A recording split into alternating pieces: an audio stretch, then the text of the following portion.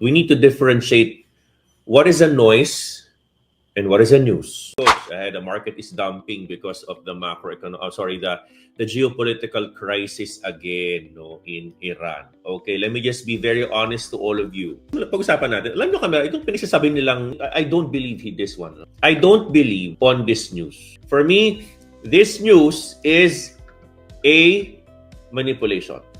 Ito pong sinasabi nila na Israel versus Iran, patatawarin po lang ko lang. Sinasabi ko po talaga sa inyo. This problem has been there since 1979. So the question remains, why is it that it's becoming a big news? Why only now? Nagkaroon na po ng drone attack. Ito, Kamiranda, 2 months ago.